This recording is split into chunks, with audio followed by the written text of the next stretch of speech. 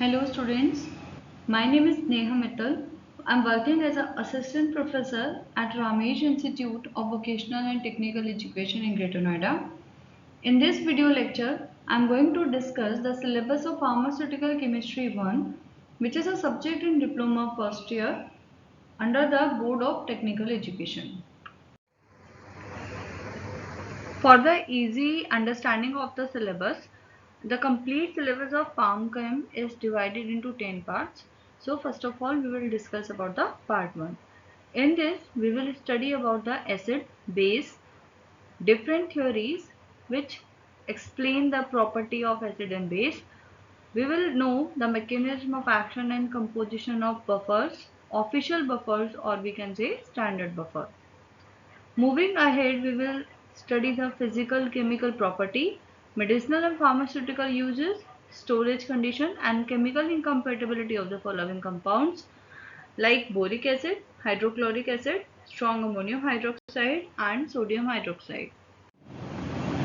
In part 1, after the acid, base and buffer, we will study about the antioxidant. What is their mechanism of action, how they act, and what are the examples of antioxidant? Here we can say that in our syllabus there are few examples of antioxidants like hypophosphorus acid, sulfur dioxide, sodium bisulfite, sodium metabisulfite, sodium thiosulfate, nitrogen and sodium nitrite. In this we will study the chemical physical property of these compounds along with pharmaceutical and medicinal uses, storage and chemical incompatibility. In part 2, we will study about the GIT agents, that means gastrointestinal tract agents.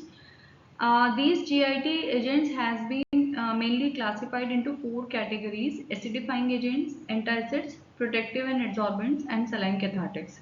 In this part, we will study about the property of acidifying agent, what is the mechanism of action and in which conditions they are used, along with the uses and types of antacids, protective and saline cathartic. So we will discuss one by one.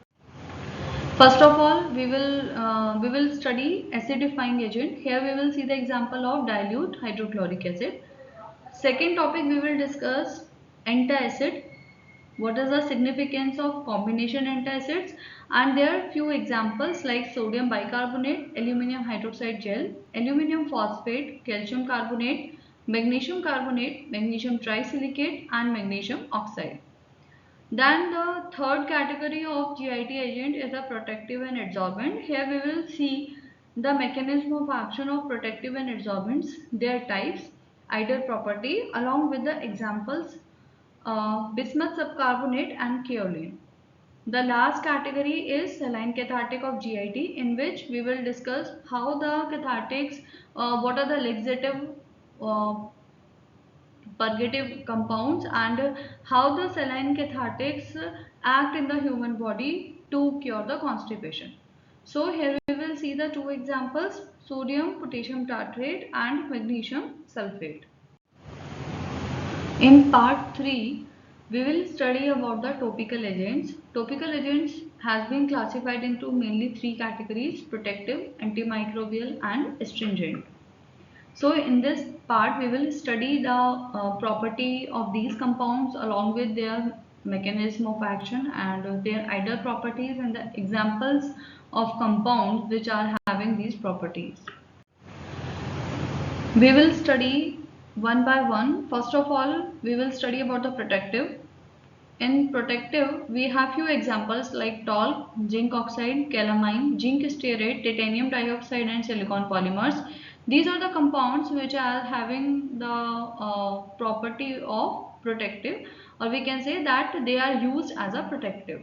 So in this we will study the chemical physical property of these compounds, medicinals and pharmaceutical uses, their storage conditions and the incompatibility of the following compounds. The second category is antimicrobial and the third is astringent. So here we are having the few examples like hydrogen peroxide, potassium permanganate, chlorinated lime, iodine, solutions of iodine, povidone iodine, boric acid, borax, silver nitrate, mild silver protein, mercury yellow, mercury oxide, Ammoniated mercury, sulfur and its compound, sublimed sulfur, precipitated sulfur and selenium sulfide. These all compounds are used as an antimicrobial agent, and in this we will study the properties of all of these compounds. The last category of the topical agent is astringent. Here we will study the mechanism of action of astringent and the examples like alum and zinc sulfate, which are used as a astringent property. In part 4, we will study about the dental products. What are the conditions to maintain oral hygiene, how the dental products act, how we can protect our teeth from the caries agent, and what are the substances which are used as a desensitizing anti-caries agent. So here we will have a brief introduction of all the dental products and how they cure the dental problem. So here we will see the few examples like sodium chloride, stannous chloride, calcium carbonate, sodium metaphosphate, dicalcium phosphate, strontium chloride and zinc chloride. These all compounds are used as a dental products, and here we will study the properties of all these compounds. The next topic we will discuss in this part is the inhalants. What are the inhalants, what is their mechanism of action, and what are the compounds which are used as inhalants like oxygen, carbon dioxide and nitrous oxide. In the next part we will see that respiratory stimulants क्या होते हैं, how they act, what are the compounds which are used as a respiratory stimulants. In our syllabus there is only one compound, ammonium carbonate, so we will study the properties of ammonium carbonate. Next topic we will see is expectorant and emetics. What is expectorant, what is emetic, why they are used in the combination, what is the mechanism of action, and what is the difference between the expectorant and antitussive agents.